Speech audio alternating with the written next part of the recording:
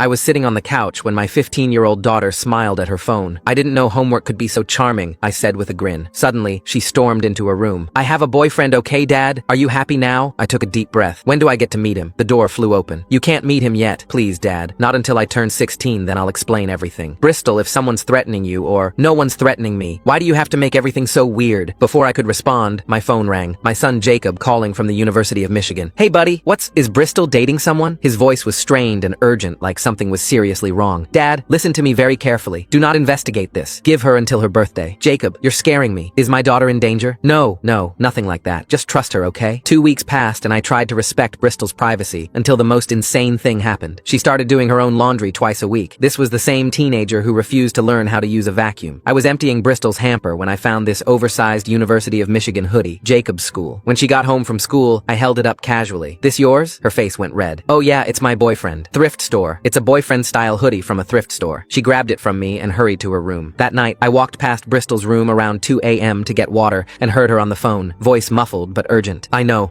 but I can't keep doing this. The lying is killing me. A pause. My dad will kill us when he finds out who you are. You know he will. The next morning, Bristol came down the next morning wearing a turtleneck in the summer. New fashion choice? I asked. Just trying something different. But when she reached for orange juice, the turtleneck shifted and I saw her frantically adjust it to cover it. She saw me looking and practically ran back to her room. I decided to wait until Mother's Day to confront them. We always visited his mom's grave together. Sorry, Dad. I have a huge project due on Monday. It's Mother's Day, Jacob. I know. I'm sorry. An hour later, Bristol announced she couldn't come either because she was sleeping over at Ashley's. When I called Ashley's mom to confirm, she sounded confused but said yes, Bristol could come over. The pattern became undeniable after that. Every time Jacob mentioned coming home, Bristol had plans. Every time she wasn't home, he was too busy to call. That night, I confronted her gently. Before I could get a word out, she screamed, "Why can't you just trust me?" She stormed off. But the worst part was 2 days later. Bristol came home with her hair chopped short. Her beautiful long hair she'd been lathering with castor oil since middle school. My boyfriend likes it better this way, she said, running her fingers through it self-consciously. The college savings withdrawals were the final straw. $300 transferred to her checking account, and all the charges showed up near Jacob's campus. When I asked, she claimed it was for SAT prep, but couldn't look me in the eye. That's how I spent Mother's Day driving to Michigan. Jacob's apartment was off campus. I knocked, my heart pounding. Jacob opened the door, and his face went white. Dad, we need to talk about Bristol. That's when I heard her voice from inside. Is that the pizza? Standing behind him was Bristol in a slinky bathrobe, barely covering her body in messy makeup. We all stood there in silence. Dad, Jacob started. Remember, this is legal. Bristol isn't your biological daughter, Jacob said quietly. She's your wife's daughter. We're not related by blood. We're step-siblings. I stared at him in shock. Jacob, she's 15. You're a sophomore in college. We fell in love, Bristol said through tears. We couldn't fight it. Plus, I'm 16 soon. I stopped listening after that and swung my fist at my own son, knocking him to the ground. Full story on channel. Link below.